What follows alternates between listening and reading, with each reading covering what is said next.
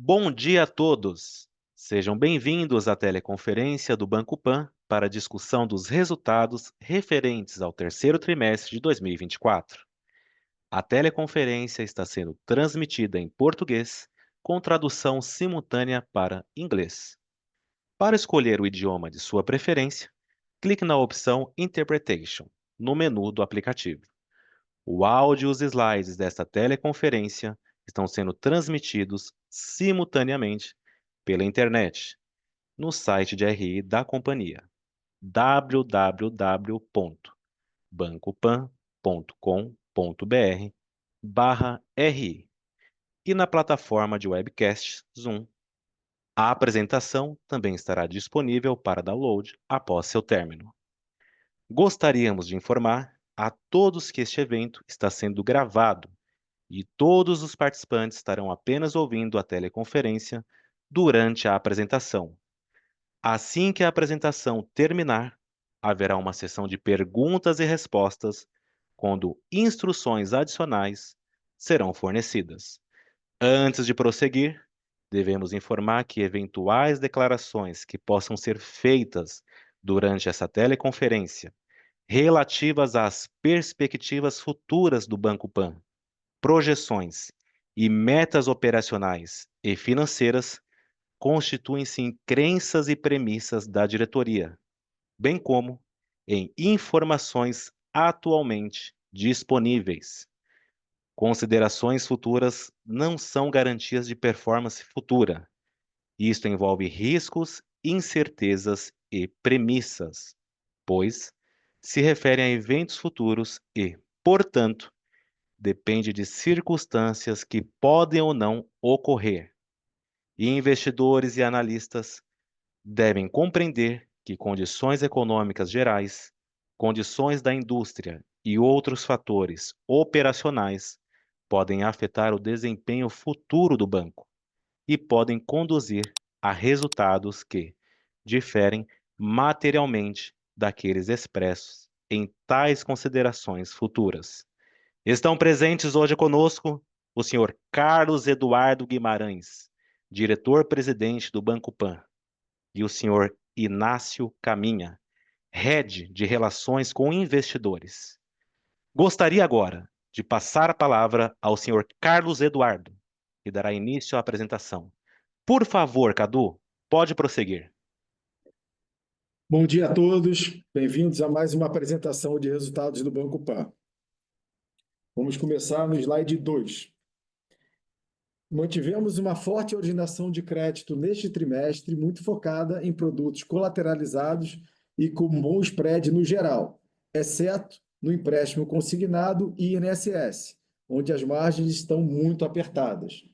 Esperamos para o quarto tri uma redução da oferta de empréstimo consignado, dado estas margens mais baixas, e um importante crescimento no cartão convencional e no crédito pessoal e seus derivados. Este combo traz boas margens e engajamento. E os indicadores de inadimplência ficaram estáveis. Passando agora para a página 3. Fechamos o trimestre com 30,9 milhões de clientes, sendo que mais da metade possui exposição de crédito conosco. Nossa carteira fechou em 51,1 bi, 30% maior do que o terceiro trimestre de 2023. E atingimos 216 milhões de lucro líquido, com um ROI de 11,8% ao ano. Passo agora a palavra para o Inácio, para maiores detalhes sobre os nossos números. Boa, vamos lá. Seguindo para o slide 5, a gente tem informações aqui sobre engajamento. A gente vê os nossos 31 milhões de clientes evoluindo de forma gradual no Cross-Sell Index e na chave Pix. E a gente vê uma mudança importante de volume transacionado indo para um outro patamar, um crescimento de 45% em 12 meses. E isso demonstra como a gente quer crescer, seja no relacionamento ou no engajamento com os clientes, ganhando mais primariedade, que conversa com o ponto da gente avançar, seja em cartões, seja em crédito pessoal. No slide 6, a gente tem os detalhes da nossa originação, que seguiu forte, 9,5 bilhões no total desse trimestre. A gente observa que veículos foi o principal, com 4,5 bi. A gente segue na liderança no mercado de motos, tanto novas quanto usadas, com aproximadamente 34% nos dois mercados. Em leves, a gente está aproximadamente com 8,5%, 9%. E também temos perspectivas de crescimento disso ao longo do ano que vem.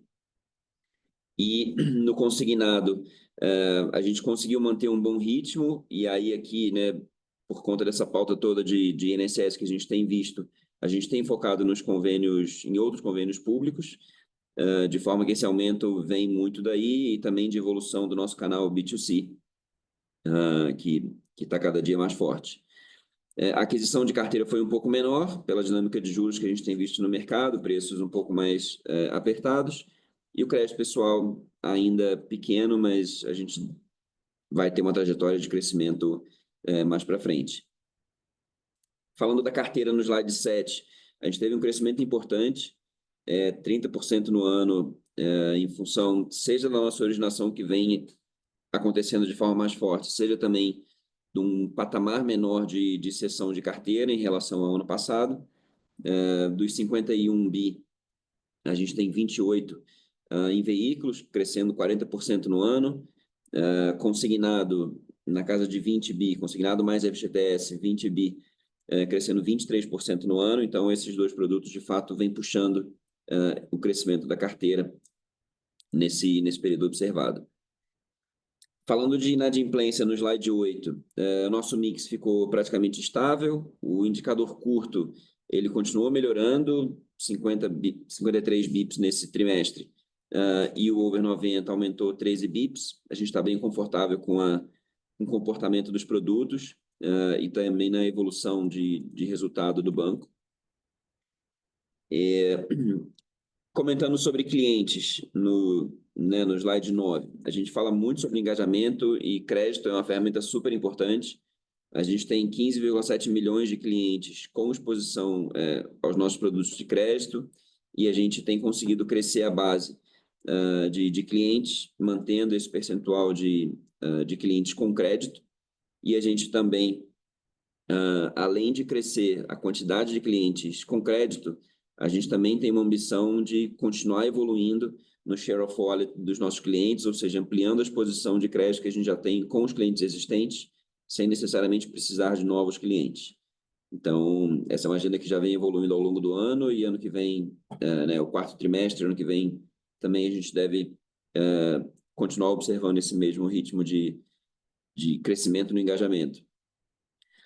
Falando um pouco das receitas de serviços no slide 10, elas aumentaram. A gente teve, basicamente, observa um aumento aqui na parte de seguros. A gente teve um reajuste de comissionamento que a gente recebe. Os demais componentes ficaram praticamente estáveis, e serviços, sem dúvida, compõem um crescimento dos nossos resultados. A gente tem visto um crescimento importante, que totalizaram 423 milhões no ano, no trimestre, desculpa, com um avanço bem relevante, 40%, quando a gente compara com o ano passado.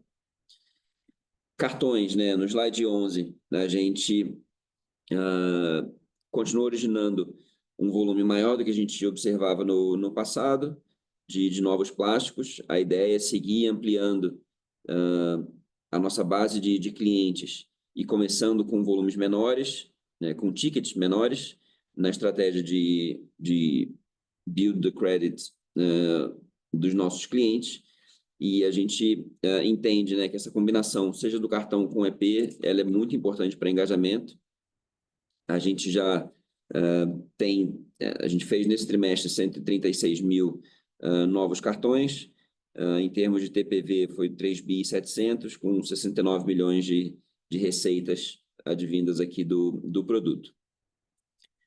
Seguros, no slide 12, a gente totalizou 245 milhões em prêmios, com 4,1 milhões de clientes com apólices vigentes, e esse é um produto super importante para cross-sell, presente nos nossos produtos de crédito e também em alguns serviços, e também é uma frente para a gente seguir crescendo. Falando dos nossos destaques financeiros, né, no slide 14, a gente tem a evolução da nossa margem, a gente seguiu com uma NIM forte, né, a NIM sem cessão de crédito ficou em 16,3%, e a NIM líquida de custo de crédito cresceu para 9,8%, um movimento consistente com a evolução que a gente vem observando no banco, em termos dos nossos produtos e apetite de risco. No slide 15, a gente tem né, os principais componentes do nosso resultado, falando da margem financeira especificamente.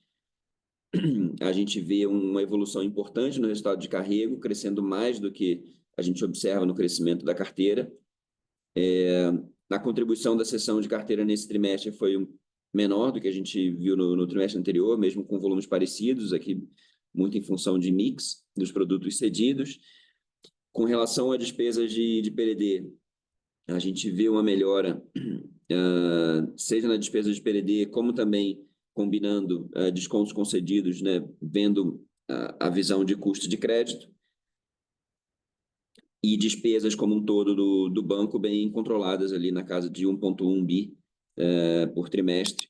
Dessa forma, o LAIR seguiu evoluindo e a gente fechou o nosso trimestre com 216 milhões de lucro líquido, um ROI de 11,8%. E para finalizar, nosso slide de capital, a gente segue no patamar bem confortável de 13,7%, um PL de 8.300 bi, bem suficiente para suportar a nossa estratégia de crescimento relevante que a gente já vem apresentando esse ano e mais o que a gente espera para frente. Então, com isso, a gente encerra a apresentação e abre para perguntas e respostas. Iniciaremos agora a sessão de perguntas e respostas para investidores e analistas. Caso deseje fazer alguma pergunta, por favor, levante a mão na plataforma Zoom, clicando na opção Raise Hand.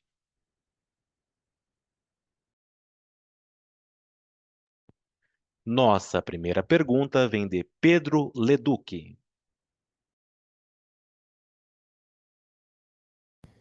Bom dia a todos, obrigado pelo call, pela pergunta. Duas rápidas. Primeiro, a linha ali de outras despesas operacionais, receitas e despesas foi novamente bastante alta, uns 400 milhões. No último TRI, lembro que a gente citou aqui que subiu por provisões cíveis, que teve lá um entendimento, fizeram um catch-up. Neste TRI, se eu não me engano, teve mais 300 milhões dessa linha de constituição líquida de reversão para provisões cíveis. Queria escutar um pouquinho de vocês, se foram novos casos, novos entendimentos, se no segundo TRI não tinha sido suficiente, como a gente deve olhar lá para frente, tá? Essa é a primeira pergunta. E a segunda, mais técnica, no óleo capital, mesmo que não tão relevante dado o seu grupo prudencial, o RWA subiu quase 10% Turetri, que foi bem acima do que cresceu carteira. Só para pegar com vocês aqui se teve alguma coisa atípica, alguma coisa assim no meio, para a gente entender esse movimento de RWA. Obrigado. Bom dia, Leduc. Obrigado aí pelas perguntas. Com relação a essa linha de provisão, no trimestre passado, se eu não me engano, foi próximo de 400 milhões e esse trimestre está próximo de 312 milhões. Neste trimestre, especificamente, a gente divide aqui no banco em basicamente 3 pilares aqui as contingências. Ações cíveis massificadas, trabalhistas e ações estratégicas, que são aquelas de maior valor. E a gente está sempre atualizando os nossos modelos e as nossas consultas aos nossos advogados externos, principalmente aqui no caso das ações estratégicas. A gente fez uma rodada com os escritórios e a gente achou prudente, de acordo com as opiniões dos escritórios, dar um reforço de provisão aqui nas ações estratégicas neste trimestre. E o que a gente espera para frente? A gente espera para frente algo menor aí no quarto TRI, menor do que esse valor aqui, e para o ano que vem, a gente voltar para algo menor ainda do que desse terceiro e do quarto TRI, e um pouco maior do que era historicamente. Essa é a nossa melhor visão dessa questão de ações de contingência aqui no banco. Lembrando que o produto consignado, empréstimo e cartão consignado são os grandes agressores das ações cíveis massificadas aqui no banco. Nas ações estratégicas, aí já é algo mais abrangente, não necessariamente concentrado nesse produto consignado. Então, diminuiu com relação ao trimestre passado, esperamos uma redução marginal para o quarto TRI e o ano que vem algo mais importante, mais acima do que foi lá em 2023. Com relação à segunda pergunta do capital, desse capital gerencial que a gente tem aqui, pois, como você bem levantou, o nosso capital regulatório é através do BTG, que tem bastante folga de Basileia aí, nos últimos períodos. Essa questão aqui do RWA, né, assim, eu não tenho ela de bate-pronto para te responder. A gente, até o final desse bate-papo aqui, a gente vai ver e levantar para tentar te explicar. Excelente, Cadu. Obrigado. Eu volto na fila aqui para fazer uma pergunta depois também. Nossa próxima pergunta vem de Antônio Ruetti.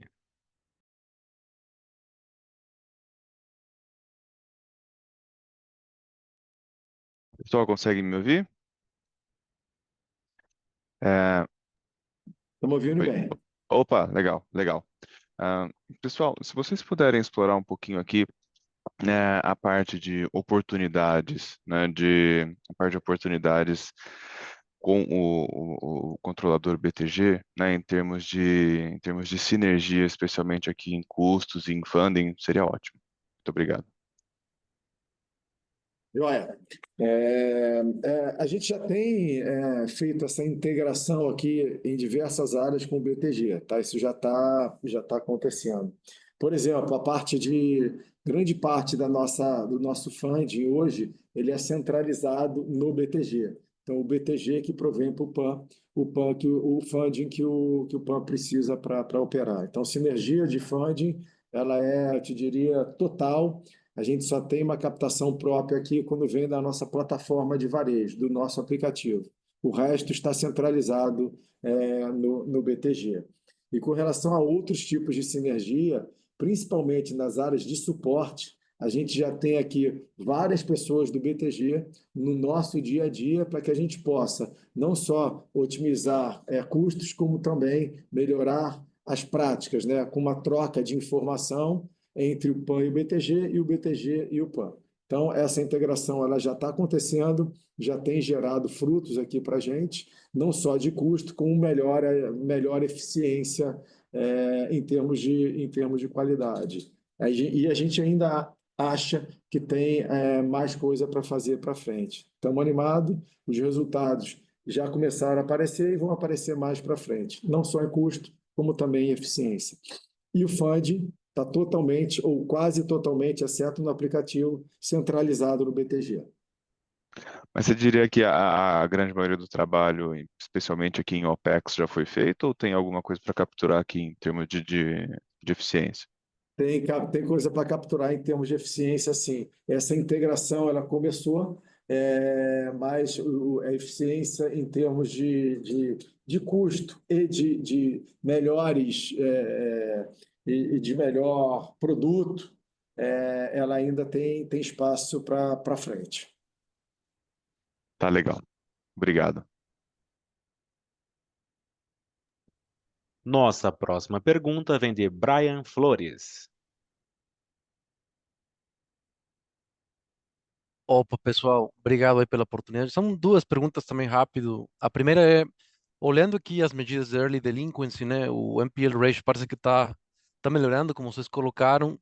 Só entender assim um pouquinho como que a gente reconcilia isso com apetite de risco, né? Porque acho que vocês tinham falado talvez de uma retomada de risco na parte de crédito pessoal e cartão, mas assim em termos de originação parece que marginalmente tri a tri a gente não viu assim uma aceleração tão relevante. Então, só entender como que vocês estão enxergando essas condições nesses segmentos e como que está o apetite lá, só confirmando isso. Segunda pergunta, em depósitos, Cadu, você acabou de colocar sobre o funding próprio que vem de varejo, aí a gente vê realmente uma desaceleração no crescimento dos depósitos tri a tri, bem marcado. Então, só entender como que estão as dinâmicas lá, seria ótimo. Muito obrigado.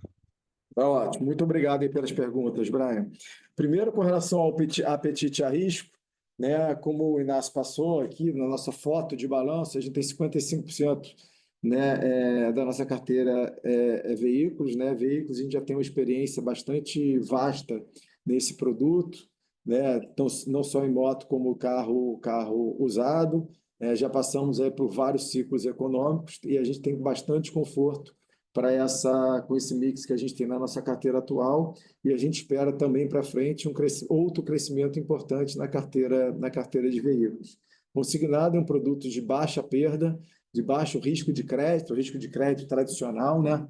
Mas é um produto que está com a margem bem apertada. Então, se a gente reduzir esse produto para frente, a gente espera, se as condições, né, de teto continuarem assim, a gente vai reduzir. Isso pode afetar esse nosso indicador de inadimplência, porém, o que a gente sempre se preocupa aqui no banco é o que tem, né, do ROA final. Então, poderia uma eventual redução do consignado, empréstimo consignado e INSS, poderia afetar a linha de inadimplência, porém, a rentabilidade iria aumentar, porque esse produto está com a margem muito apertada. E para frente, a nossa expectativa agora para o quarto TRI é um aumento importante na originação de cartão e de crédito pessoal. Produtos que vendidos, né, de uma forma conjunta, são produtos que trazem uma boa margem, mas como são produtos clean, eles têm uma inadimplência maior do que o portfólio que a gente tem até hoje. O que a gente sempre se preocupa é com a diversificação desses nossos tipos de risco, né, não totalmente correlacionados entre eles, e assim a gente vai otimizando a nossa rentabilidade, o capital e o funding. Esse é o primeiro ponto. O segundo ponto, os depósitos. Vou chamar aqui depósito de varejo. Depósito de varejo, a gente está aqui, através do nosso banking, tentando aumentar essa base de funding vinda do varejo, onde achamos que o cartão de crédito e o crédito pessoal, que a gente vai acelerar no quarto TRI, vai trazer não só mais receita, como também são produtos que trazem engajamento. Engajamento principalmente na forma de depósito. E é isso que a gente está preparado para escalar agora no quarto TRI e espera já aparecer algum número aí na próxima divulgação de resultado. Super claro, Cadu. Se eu puder fazer só um follow-up, vocês já têm uma estimativa do impacto das mudanças regulatórias sobre o patrimônio líquido para 25? A gente é uma estimativa, né, finalizada, né, ainda não.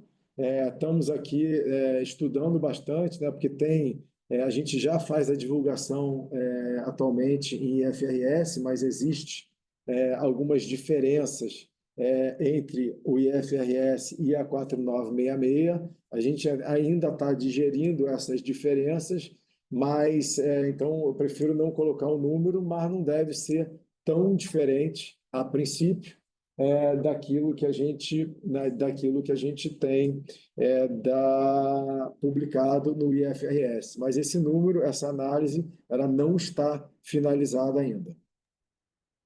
Perfeito, obrigado, Cadu. Nossa próxima pergunta vem de Eric Ito. Bom dia, Cadu, Inácio, obrigado pela oportunidade de fazer pergunta. Eu tenho duas aqui do meu lado também. A primeira é um follow-up na pergunta do Brian, entender um pouquinho sobre esse mix um pouco mais arriscado no quarto trimestre, com mais cartão e crédito pessoal. Queria entender um pouquinho o que vocês podem compartilhar, o que a gente pode esperar aqui de expansão de NIM, exceção para o quarto trimestre. Também você comentou, Cadu, que a inadimplência poderia ser um pouco maior por conta de talvez reduzir um pouco o consignado, né, que está com a margem mais desafiadora. Então, um pouco grandes números aqui que a gente pode esperar de NIM, exceção e cost of risk para o quarto trimestre e dinâmica para 25. E a minha segunda pergunta em relação ao OPEX, acho que esse trimestre a gente viu um benefício maior de despesa de comissão um pouco mais baixa. Acho que aqui bem em linha com um cenário mais desafiador para crescimento em consignado, pela margem mais apertada, como você comentou.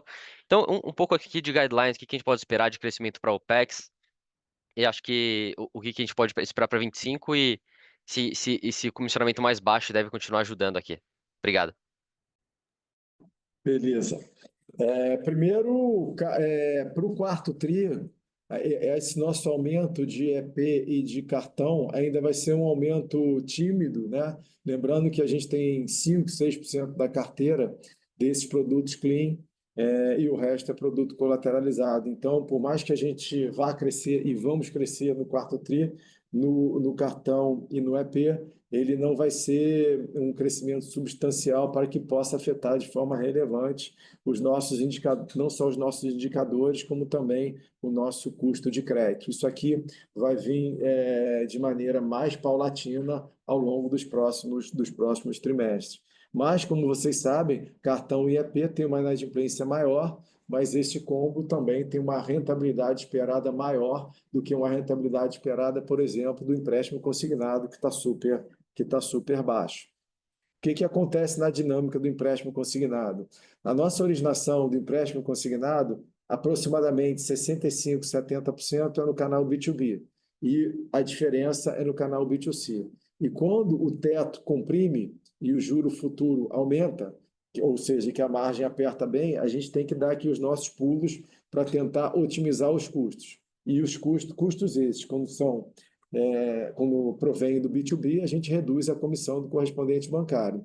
E internamente a gente otimiza a estrutura e também investe menos em marketing digital. Então, esta é a forma que a gente está tentando sobreviver, dado a redução importante do teto do consignado e, paralelo a isso, a subida do juro futuro de 2 anos, que é onde a gente precifica os nossos produtos. Então, houve uma redução de comissão e vai continuar havendo uma redução de comissão, dado as margens comprimidas do empréstimo consignado. E o custo de crédito, ele, ao longo do tempo, ele pode aumentar, porque a gente está, né, neste momento, achando que vai substituir um pouco o business consignado dentro do nosso balanço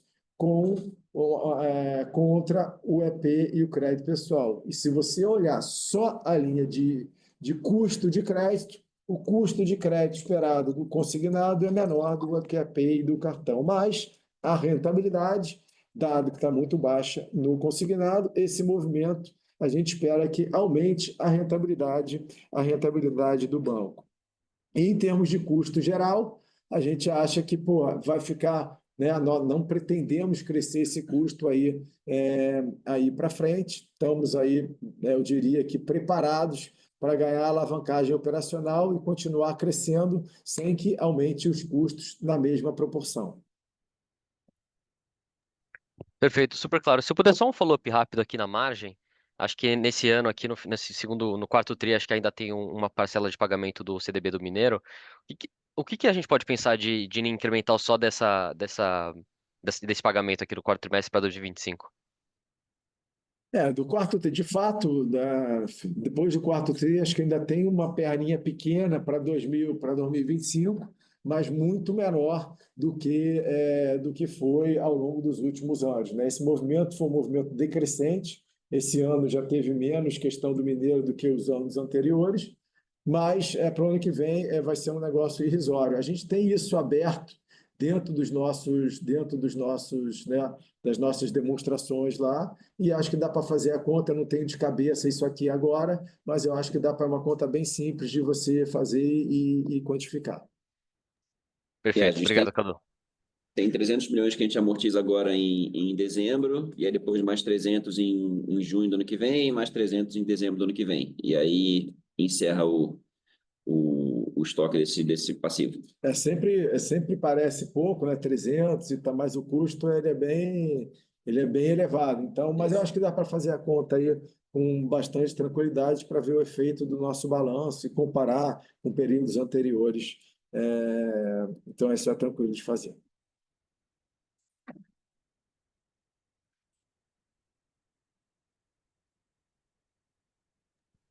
Nossa Beleza? próxima pergunta vem de Olavo Artuso. Bom dia, Cadu. Bom dia, Inácio. Obrigado aí pelas perguntas. Eu tenho duas, e o primeiro tema é mais um follow-up na pergunta do Brian em relação a 4966.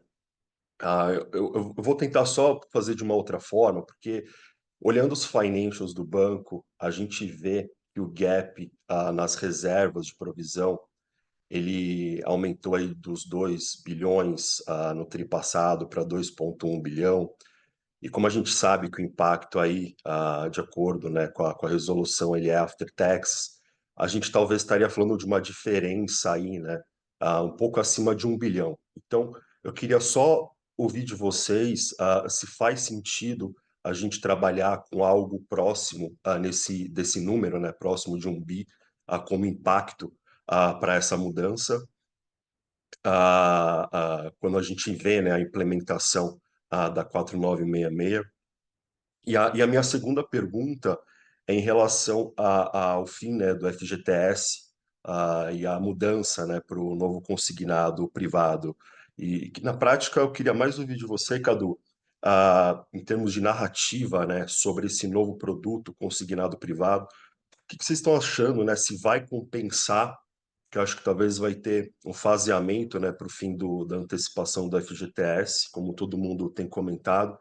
Mas eu queria mais ouvir de você, Cadu, se o produto do novo consignado, que ainda, imagino que ainda está ainda nas fases finais, né, de como que vai ser o modelo, mas para vocês ele vai compensar ou até mais que compensar esse fim, né, da antecipação do FGTS. Essas são as minhas duas perguntas. Obrigado, pessoal. Obrigado, Olavo, pelas perguntas. Primeiro, com relação a 4966 e FRS, né? Como eu falei anteriormente, tem algumas diferenças entre esses dois modelos. A gente está acabando de digerir estas diferenças, mas neste momento, ainda sujeito a reavaliações, eu não acho que vai ter um número que você falou aí, 1 bi, alguma coisa. Pode ser um número, né, razoável para este momento que a gente está agora mas ainda digerindo. Então, entre 1 bi, 1 bi e pouquinho, é algo que a gente tem de melhor expectativa por agora, mas ainda sujeito a análise, tá? Esse é o primeiro ponto. O segundo ponto é FGTS barra consignado privado, né? O FGTS, né, dos últimos 2 anos, tem vários comentários vindo do governo de que pô, vai acabar o produto, não vai acabar. Então, isso já voltou umas 5 vezes. Na semana passada, teve um comentário do governo que, nesse momento, o término do FGTS e também do saque aniversário tinha ficado mais on hold, então essa discussão não estava quente. A minha opinião particular sobre isso é o FGTS não vai acabar, que vamos ter algumas mudanças da regra do saque aniversário, por exemplo, como diminuição do prazo total, vão ter alguns ajustes pequenos nas regras do saque aniversário e que vão impactar muito pouco o empréstimo FGTS que a gente trabalha aqui. Essa é a minha melhor visão agora. E mesmo se ocorresse alteração, que eu acho que não vai acontecer, opinião particular, isso teria um período aí de 1 ou 2 anos para acontecer. Isso o FGTS. Já no consignado privado, né, como vocês devem estar acompanhando, é um produto assim super bacana, eu acho que vai escalar de maneira relevante esse consignado privado, que hoje em dia é muito restrito a empresas enormes e a poucos bancos, então vai ter uma democratização da oferta do consignado privado e, consequentemente, um acesso e uma queda de taxa que eu acho que tem tudo para acontecer. E a gente está se preparando aqui para o primeiro tri do ano que vem, tá com esse produto pronto e começar a produzir. Temos uma vantagem aqui que a gente considera, porque esse produto ele vai ser construído como uma fundação de uma combinação de 3 produtos que a gente operou e conhece bem os caminhos operacionais, que é o consignado, que é o FGTS e o Auxílio Brasil. A gente trabalhou esses 3 produtos e o que está se discutindo é uma combinação desses 3 produtos para poder, que vai ser a plataforma de oferta, né, do consignado privado. Então, a gente está animado com esse produto, acha que vai sair, não temos o controle sobre quando vai sair, mas a gente sente uma simpatia por todas as partes aí do mercado de que esse produto é um produto bacana, que vai ser muito bom para os clientes, reduzindo o spread e dando mais e aumentando a oferta de crédito para pessoas que hoje em dia não têm ou tomam muito caro. Então, a gente aqui do banco está animado com o consignado privado e não achamos que o FGTS vai deixar de existir. Atualmente, de novo, essa questão é uma questão móvel ao longo do tempo. Nesta semana, eu te diria que o término do FGTS está meio fora de contexto. E o consignado privado acelerando as discussões para poder implementar o mais rápido possível. Não, tá perfeito, Cadu. E só se me permite rapidinho um follow-up no primeiro ponto da 4966, qualquer tipo de impacto, né, e até esse que você confirmou, né, o ser próximo desse valor, né, de 1 bi, a gente estaria falando, né, por ser gerencial, né, a estrutura e o release que vocês mostram para a gente, né, em termos de capital, você pode confirmar, né, para a gente se a gente estaria falando de um impacto relativo no caso do seu controlador, que eu acho que absorveria, enfim, só se você puder trazer para a gente um pouco esse detalhe interno, que vocês têm um pouco mais essa visibilidade de como que seria isso em relação a essa relação com o controlador. Obrigado, Tá, Cadu. beleza. Conforme eu comentei anteriormente, a basileia regulatória que a gente trabalha aqui é do BTG e não a do PAN. E o BTG está com, né, um excesso de capital, e a gente, obviamente, a gente tem discutido internamente, junto com o BTG, esses impactos aqui da 4966 barra IFRS, e a gente, e sobre qualquer hipótese, isso é um número muito pequeno dentro do capital do BTG. Então, não é algo que preocupa o grupo esta eventual variação do PL, né, desse número aproximado que eu falei, ainda sujeito à finalização das análises, ou um número um pouco maior, é algo que não preocupa o grupo, dada a quantidade de capital e folga de Basileia que o BTG tem atualmente. Não, tá perfeito, Cadu. Muito obrigado. Nossa próxima pergunta vem de Pedro Leduc. Obrigado pelo follow-up. Na questão de rentabilidade na cessão, quando eu vejo aqui o volume cedido consignado permaneceu nos seus 2 bis, né? Gradualmente caindo, mas parecido com os últimos trimestres. Quando eu tento fazer a continha da rentabilidade nisso, caiu quase pela metade, tri a tri. Queria escutar um pouquinho de vocês, o que se deu aqui, se já são carteiras que vocês estão cedendo que já foi originada com um novo teto, mais apertada, ou o comprador está, né, um outro tipo de negociação, enfim, só para entender, porque foi um movimento meio brusco e manteve-se o mesmo volume da sessão, apesar dessa rentabilidade mais baixa. Obrigado. O principal motivo disso, Edu, que foi de fato as margens mais apertadas do consignado. Então, a gente tem discutido bastante aqui a viabilidade desse produto. Quando eu falo viabilidade, é deixar de oferecer para todo o público, porque diferentemente de um business de veículo, por exemplo, business de veículo você tem uma taxa diferente para diferentes tipos de risco. No consignado, é mais difícil de você operacionalizar isso. Então, a primeira reflexão, quando vem esse aperto de margem e que torna, que é a redução do teto, né? E lembrando que esse teto ele é reduzido independente da idade, por exemplo, do beneficiário. Então, quando vem um teto único para diferentes idades, o que a gente precisa aqui é otimizar e verificar quais os clusters ainda vão continuar rentáveis e quais os clusters não vão ficar rentáveis. Então, a gente tem feito bastante esse trabalho aqui. As margens estão super apertadas e um pouco dessas margens super apertadas, né, ela bate também na cessão. Ela tem consequência na rentabilidade da cessão.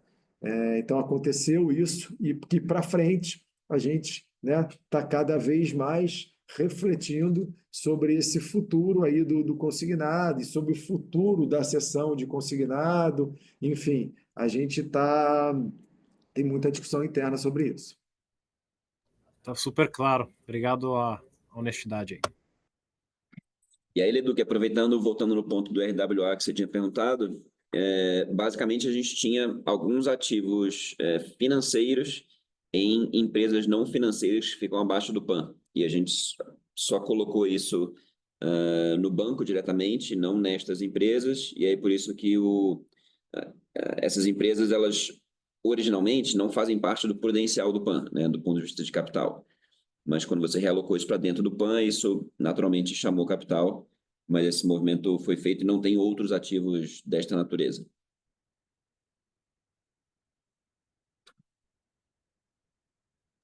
Nossa próxima pergunta vem de Eric Ito.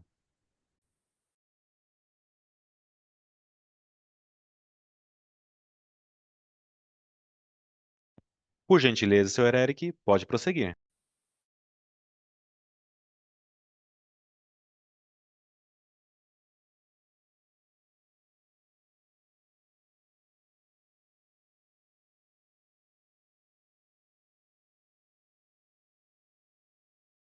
Nossa próxima pergunta vem de Pedro Leduc.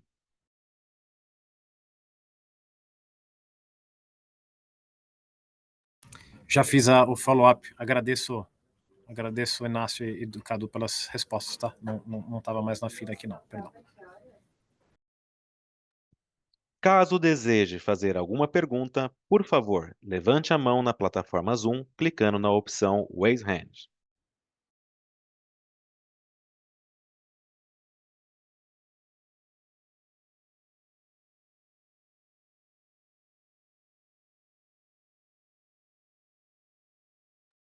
Nossa próxima pergunta vem de Rodrigo Chaves.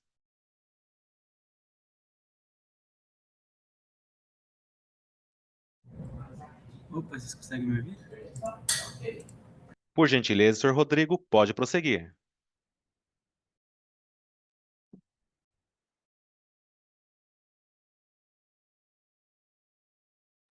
Não havendo mais perguntas, eu gostaria de passar a palavra ao senhor Carlos Eduardo para as considerações finais. Muito obrigado pela participação de todos. Espero revê-los aí na nossa próxima apresentação de resultado. A teleconferência do Banco Pan está encerrada. Agradecemos a participação de todos e desejamos um excelente dia.